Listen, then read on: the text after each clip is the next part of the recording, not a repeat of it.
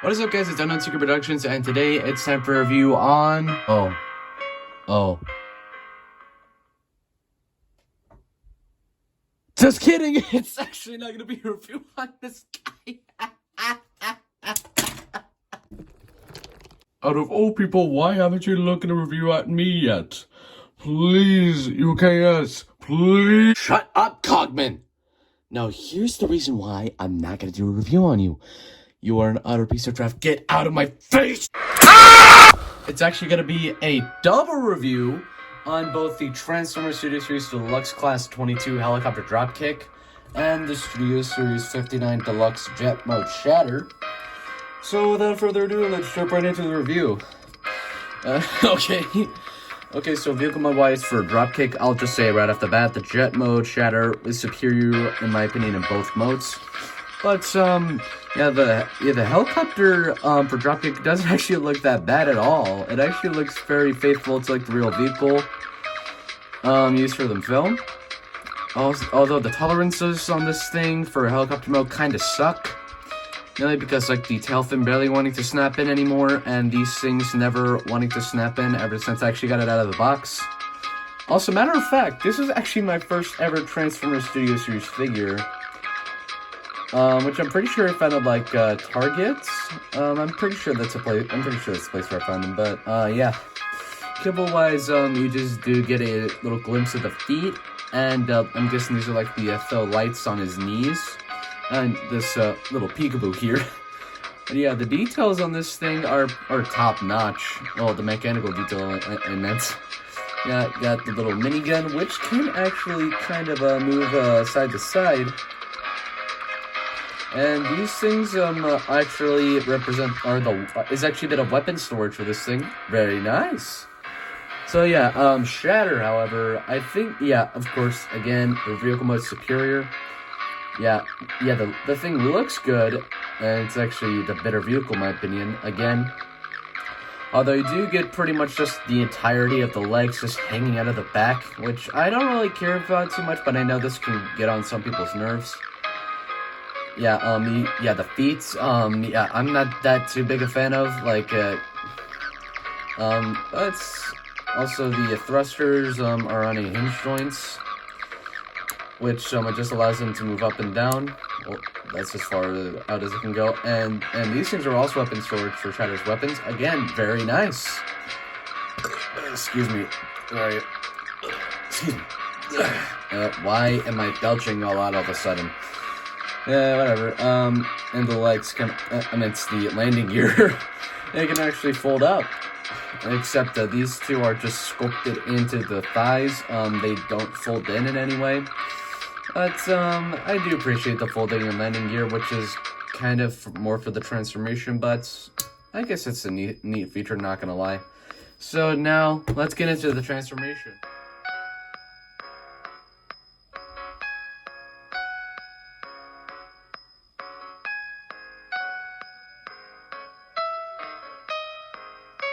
And here we have Dropkick and Shatter in robot modes, and my god, they look so good.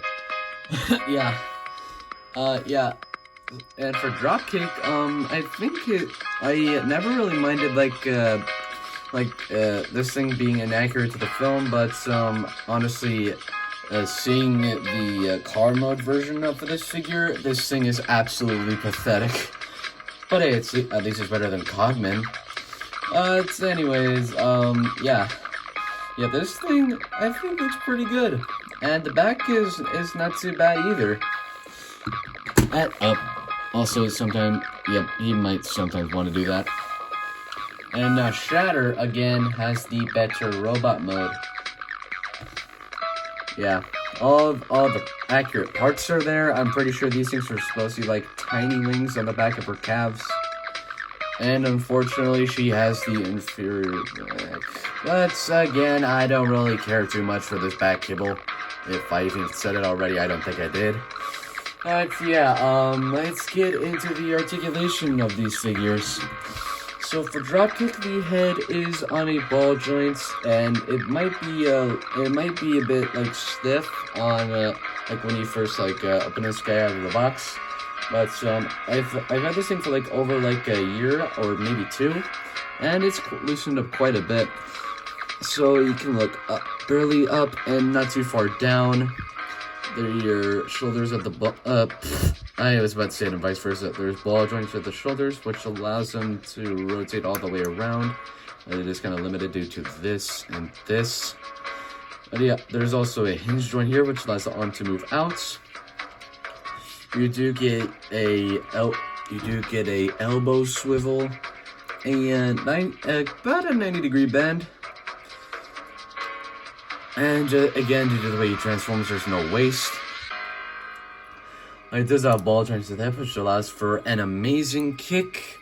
And the leg can move back that far until it's the propellers.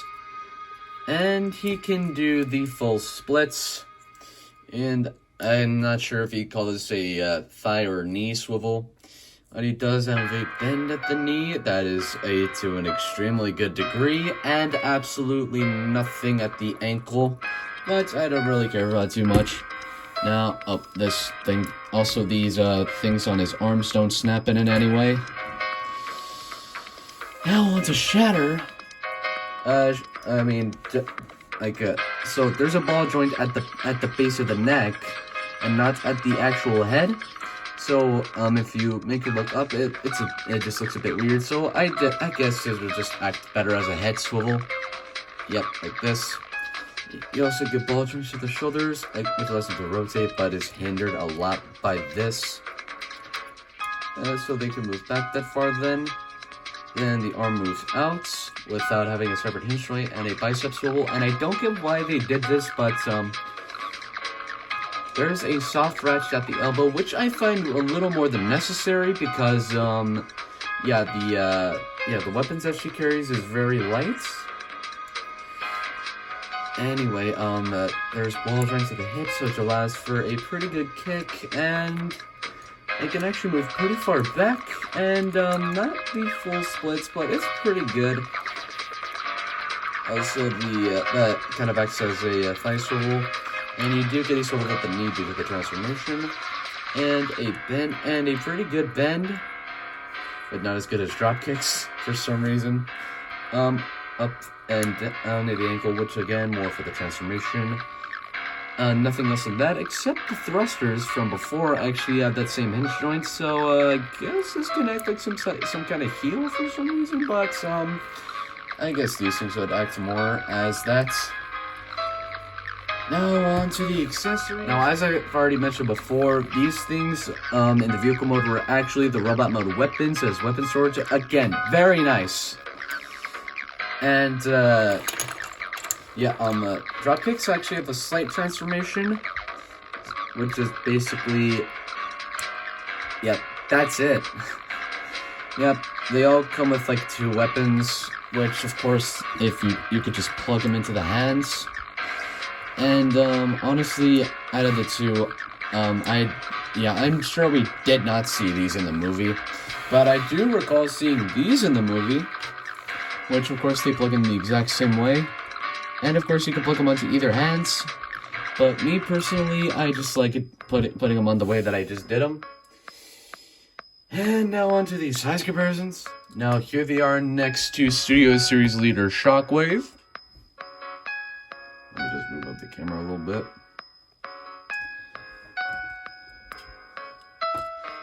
Here they are with NECA G, and I'm pretty sure you know what I'm gonna say at this point. Let's go. And last but not least, NPM Barricade. And there you have that. Okay, so some final thoughts. These 2 honestly make a pretty good duo, especially if you have the Transformers Studio Series Bumblebee movie Bumblebee, which I do have. Reviews, links in the description. But honestly, between the 2 versions of these 2 figures I would recommend picking up the Jet Mode Shatter and the Car Mode Dropkick, which is by far, again, the superior version of this guy. But yeah, honestly, they do make a good duo, and my god, I really am looking forward to getting Blitzwing. But for now, these 2 will have to do. And I can't believe out of all this time I still haven't found an Optimus Prime figure yet. But yeah, that is pretty much it for my review on the Studio Series Helicopter, Dropkick, and Jet Mode Shatter, and I'll see you on my next video. Peace out.